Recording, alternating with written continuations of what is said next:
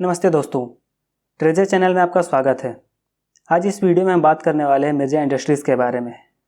मैं बेसिकली 4 चीज़ों के बारे में बात करने वाला हूँ। सबसे पहला अबाउट द हिस्ट्री, दूसरा बिजनेस मॉडल, तीसरा मैनेजमेंट और लास्ट में हम कुछ फाइनेंशियल्स को डिस्कस करने वाले हैं। तो चलिए शुरू करते हैं।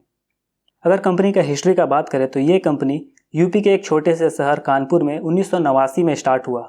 उस समय ये केवल लेदर और लेदर प्रोडक्ट्स बनाने का ही काम करता था, पर बहुत ही जल्द ये अपने प्रोडक्ट्स के लिए फेमस होने लगे। इनका प्रोडक्ट का मांग यूके से बहुत ज़्यादा होने लगा, जिसके कारण इन्हें 1981 में अपना एक टेनरी यूनिट भी सेटअप करना पड़ा। शुरुआत से ही ये कुछ जोड़े जूते बनाकर बेचा करते थे। इसी को आगे बढ़ाते हुए इन्होंने 1990 में जूते का एक wide scale manufacturing unit setup किया। अब वो दौर आ चुका था जब जूता केवल जूता नहीं रह गया था, उसमें बहुत से डिज़ाइन और ब्रांड आ चुके थे। इनकी जूतों पर कारीगरी तो काफ़ी अच्छी थी, पर डिज़ाइन सीखने के लिए इन्होंने लंदन के मशहूर डिज़ाइनर स्टीव को जिम्मा सौंपा और अपना पहला ब्रांड रेड टैप 1996 में लॉन्च किया। इसी बीच इन्होंने 1993 में अपने कंपनी का विस्तार के लिए मार्केट से पैसा उठाया। अब ये केवल जूता नहीं बेच रहे थे, उसके साथ ये लेदर चप्पल, सैंडल, स्पोर्ट्स शूज़ भी बेच रहे थे। फिर साल आता है 2001 का, जब ये पूरे तरीके से लेदर के साथ स्पोर्ट्स कलेक्शन बनाना शुरू कर देते हैं और साल दर साल ये नए डिज़ाइन और कुछ नए प्रोडक्ट मार्केट में लाते जा रहे थे, जैसे ऑक्ट्रैक, रेड टैप गार्ल्स एटसेट्रा। आपको जानकर ये काफ़ी अच्छा लगेगा कि साल 2010 में इन्हें इरशाद मिर्जा को पद्मश्री अवार्ड से भी नवाजा गया था। 2010 के बाद कंपनी का एक नया दौर शुरू हुआ। कंपनी पहले B2B बिजनेस में काम करता था, अब वो ट्रांजिशन करके B2C में काम करने लगा था। मतलब ये केवल पहले यूके मार्केट में एक्सपोर्ट करके पैसा कमाता था, परंतु यूके मार्केट सैचुरेट होने की वजह से ये डोमेस्टिक सेल्स पर फोकस करना शुरू कर दिया, जिस कारण इसे B2B से B2C में कन्वर्ट होना पड़ा। इसी कड़ी में उन्होंने 2015 में जेनेसिस को एमलगमेट किया, हाईफाई को एक्वायर किया और हम देखते हैं कि डोमेस्टिक मार्केट को कैप्चर करने के लिए बहुत सा नया ब्रांडेड प्रोडक्ट्स भी उतारा, जैसे कि red tap athleisure, bond street, mode, EHG, जो इन्हें जेनेसिस से मिला। अगर EHG का बात करें तो इसका बहुत ही इंटरेस्टिंग स्टोरी है। चलिए पहले उसके बारे में जानते हैं। आप सब जावा बाइक्स के बारे में तो जानते ही होंगे। ये बमन ईरानी के पिता रुस्तम ईरानी का कंपनी था। इन्होंने MIL के खिलाफ दिल्ली कोर्ट में EHG ट्रेडमार्क को लेकर केस किया हुआ था। इनका कहना था कि EHG trademark belongs to Jawa, क्योंकि इनका बाइक जावा EHG के नाम से बाइक निकालता था और ये EHG नाम इनका बेसिकली कहना था कि ये नाम इन्होंने इसीलिए दिया क्योंकि ये येट्स ईरान में रहते थे और वहीं से भारत आए थे। परंतु ट्रेडमार्क चेक करने से ये पता चला कि इन्होंने EHG मार्क का ट्रेडमार्क 1996 से रिन्यू नहीं कराया है, जिसके कारण जेनेसिस इस ट्रेडमार्क को 2008 से यूज कर रहा है। इसी कड़ी में कोर्ट ने यह भी कहा कि MIL जिसने जेनेसिस को एक्वायर किया है, उसे अपने प्रोडक्ट या एडवर्टाइज में किसी भी तरीके से बाइक से एसोसिएट नहीं करना है।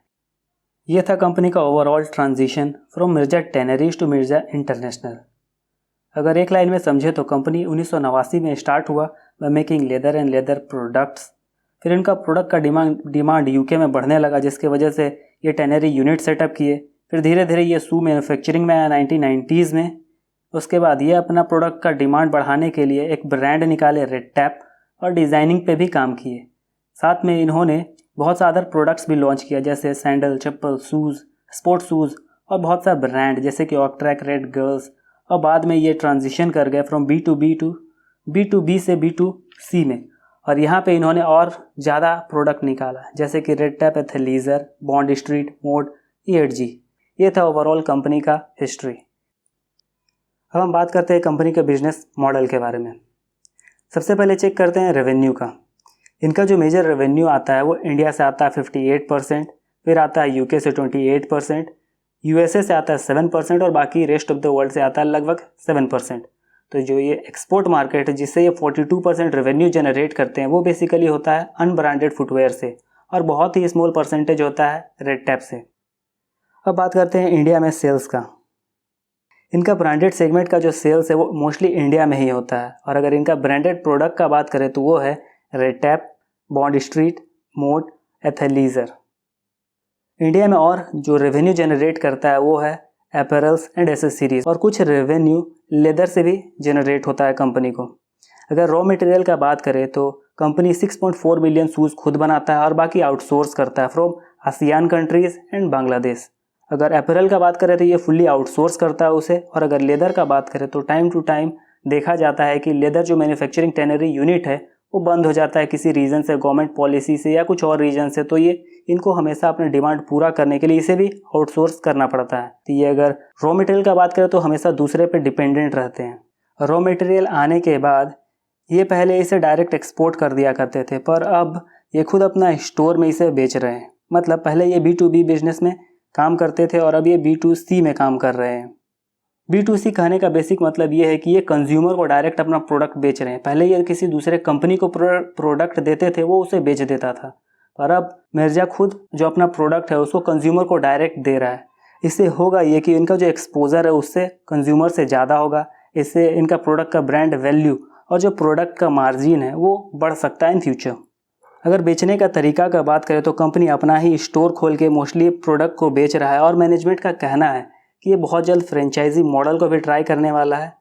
अगर मैनेजमेंट का माने तो मैनेजमेंट ने जून 2019 तक कहा है कि वो बस 2 फ्रेंचाइजी मॉडल खोला है, जिसमें कि वो बेचने वाले को रेवेन्यू का कुछ कमीशन दे रहे हैं, और आगे आने वाले फ्रेंचाइजी मॉडल इसमें वो कौन सा मॉडल फॉलो करेंगे वो आने के बाद पता चलेगा।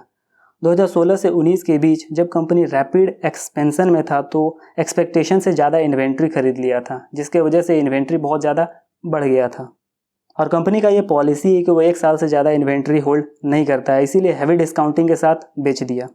जैसा कि हम सब जानते हैं कि हर कंपनी, चाहे वो नाइकी हो या एडिडास, सब प्रोडक्ट डिस्काउंटिंग करके ही बेचता है, ताकि ह्यूमन का माइंड में ये परसेप्शन क्रिएट हो कि उसको ज़्यादा वैल्यू का प्रोडक्ट सस्ते में मिल रहा है।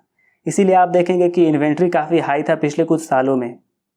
ये अपना प्रोडक्ट डिस्काउंटिंग में बेचकर पुराना इन्वेंट्री जो रैपिड एक्सपेंशन के वजह से उठा लिया था उसको ख़त्म कर रहा है। चूँकि ये रिटेल बिजनेस में है तो मैनेजमेंट का कहना है कि इनका जो इन्वेंट्री लेवल है वो इतना मेंटेन रहेगा, लेकिन जो ख़राब इन्वेंट्री था जो एवरप्ली इंक्रीज़ कर लिया गया था उसे हटाने के लिए मैनेजमेंट को कंटिन्यूस डिस्काउंट में प्रोडक्ट बेचना पड़ रहा है, जिसकी वजह से इनका मार्जिन इम्पैक्ट हो रहा है। आप क्लियरली देख सकते हैं फाइनेंशियल स्टेटमेंट में।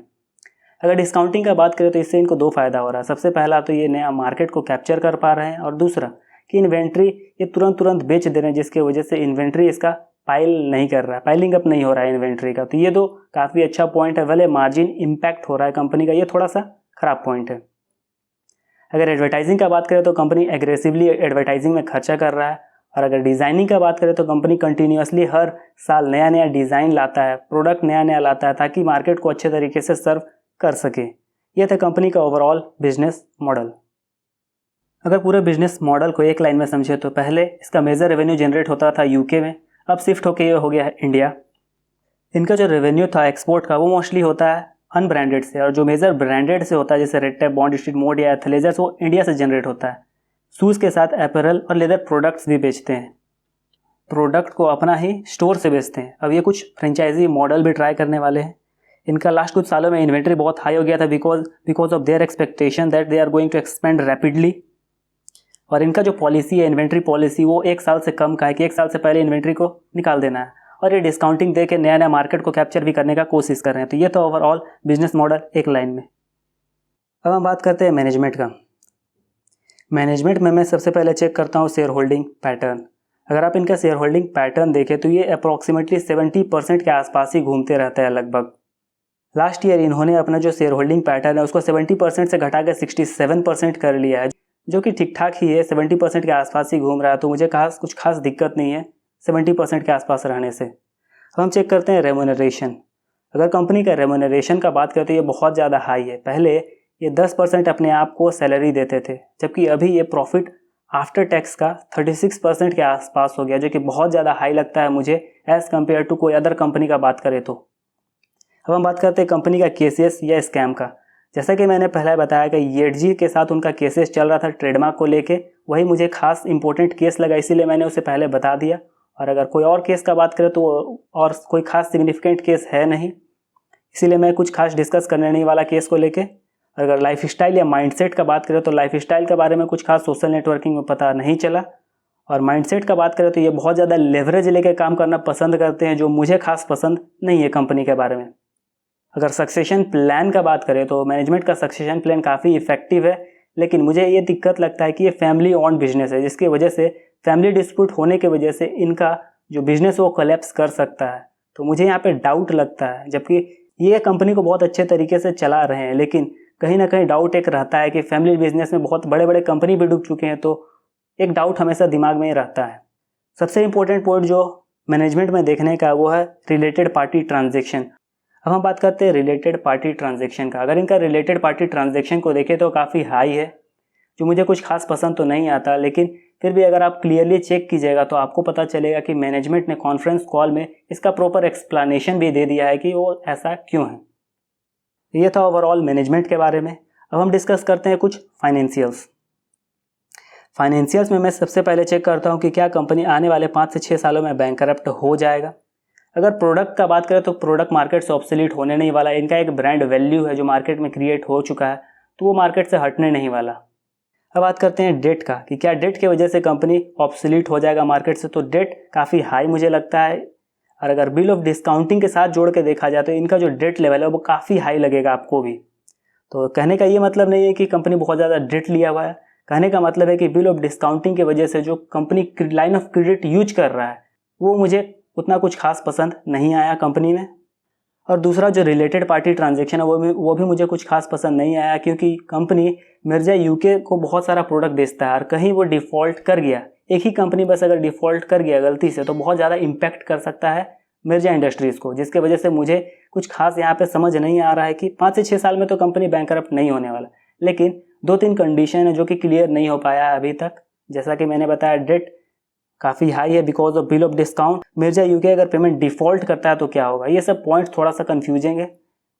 अब बात करते हैं कंपनी का रिटर्न ऑन इक्विटी का। अगर कंपनी का रिटर्न ऑन इक्विटी का बात करें तो ये कंसेक्यूटिवली डिक्रीज करता है फ्रॉम 21% से लेकर 7% तक। अब बात करते हैं रिटर्न ऑन कैपिटल एम्प्लॉयड का। ये भी आप देख सकते हैं कि ये 30% एक समय हुआ करता था, जो कंटिन्यूस डिक्रीज होते हुए अभी 13% के आसपास आ गया है। तो रिटर्न ऑन इक्विटी भी नीचे जा रहा है, रिटर्न ऑन कैपिटल एम्प्लॉयड भी नीचे जा रहा है। और डेट का बात करें तो वो लगभग 0.7 के आसपास था, जो 0.46 के आसपास आ गया है। तो मुझे कुछ खास पसंद नहीं आता है हाई डेट वाला कंपनी। ये खास उतना हाई नहीं है, फिर भी अगर बिल ऑफ डिस्काउंट के साथ जोड़ दिया जाए तो काफ़ी हाई मुझे लगेगा ये। अब बात करते हैं कि क्या कंपनी जो ऑपरेटिंग एक्टिविटीज़ से पैसा जनरेट कर रहा है उसी से अपना फाइनेंसिंग और इन्वेस्टिंग एक्टिविटीज़ पूरा कर रहा है या नहीं। अगर पिछले 10 साल का डेटा चेक करें तो company cash flow from operation generate किया 764 करोड़, और उसमें से वो 514 करोड़ खर्च किया अपना इन्वेस्टिंग में और 236 करोड़ खर्च किया फाइनेंसिंग में। तो इससे देख के पता चलता है कि कंपनी जो ऑपरेट करके पैसा निकाल रहा है उससे आराम से अपना फाइनेंसिंग और इन्वेस्टिंग एक्टिविटीज़ कर ले रहा है। अब हम बात करते हैं वैल्यूएशन का। तो कंपनी का वैल्यूएशन चेक करना मेरे हिसाब से यहाँ पे थोड़ा गलत होगा, क्योंकि कंपनी B2B बिजनेस से B2C में ट्रांजिशन किया है, तो बहुत सारा उसको एक्विजिशन करना पड़ रहा है, बहुत जगह उसको अपना यूनिट सेटअप करना पड़ रहा है, जिसकी वजह से उसका पैसा बहुत ज़्यादा खर्च हो रहा है। तो यहाँ पे B2B से B2C में कन्वर्ट हुआ, तो यहाँ पे अभी वो ट्रांजिशन कर ही रहा है, ठीक से हुआ नहीं है। तो यहाँ पे वैल्यूएशन कर पाना थोड़ा कठिन है, कठिन नहीं बोलूँगा, करना खराब होगा मिर्जा के केस में। फिर भी अगर हम बात करते हैं कि इनका जो ओवरऑल प्रॉफिट है वो अगर एवरेज लास्ट 3 ईयर का देखें तो वो लगभग 58 करोड़ के आसपास। तो अगर हम 58 करोड़ को अगर 30 का भी मल्टीपल दे तो ये लगभग होगा 1740 करोड़ के आसपास। और अगर हम इसको 20 का भी मल्टीपल देते हैं तो 1160 करोड़ के आसपास हो रहा है। तो आप क्लियरली चेक कर सकते हैं इसका जो मार्केट कैप अभी है वो है लगभग 700 करोड़ के आसपास। तो ये अपना पी वैल्यू से नीचे ट्रेड कर रहा है। और अगर बात करें ये ट्रेड नीचे क्यों कर रहा है, तो इसका सबसे पहला रीज़न होगा कि मैनेजमेंट का सैलरी काफ़ी हाई है, रिलेटेड पार्टी ट्रांजैक्शन बहुत हाई है, और मैनेजमेंट अदर इनकम को शो नहीं किया है। अगर आप बैलेंस शीट देखिएगा तो अदर इनकम बहुत जगह आपको क्लियरली मेंशन्ड होगा, लेकिन उसको प्रॉपर एक्सप्लेन नहीं किया है कंपनी। इसी वजह से ये सब रीज़न है जिसके वजह से मुझे ये कंपनी में इन्वेस्ट करने में कुछ खास इंटरेस्ट अभी नहीं है। लेकिन अगर आप इसका स्टोरी चेक कीजिएगा, जैसे कि ये ट्रांजिशन किया फ्रॉम B2B टू B2C, तो अगर ये सक्सेस कर जाता है तो बहुत ज़्यादा अपसाइड पोटेंशियल रखता है। अब हम वैल्यूएशन निकालते हैं through honours earning. Honours earning basically वो होता है कि 1 साल ऑपरेट करने के बाद कंपनी जो पैसा निकालता है और उसमें से वो कैपेक्स को निकाल देता है। बहुत कोई कैपेक्स में ग्रोथ कैपेक्स लेते हैं, बहुत कोई मेंटेनेंस कैपेक्स लेते हैं, तो डिपेंड करता है आप किस तरीके से सोचते हैं। मेरे कैलकुलेशन के हिसाब से इनका फ्री कैश फ्लो आया 30 करोड़। अगर 30 करोड़ के हिसाब से अगर हम जनरेट करें इनका मार्केट कैप, तो मेरे हिसाब से लगभग हो रहा है 700 करोड़, 700 to 800 करोड़ के आसपास।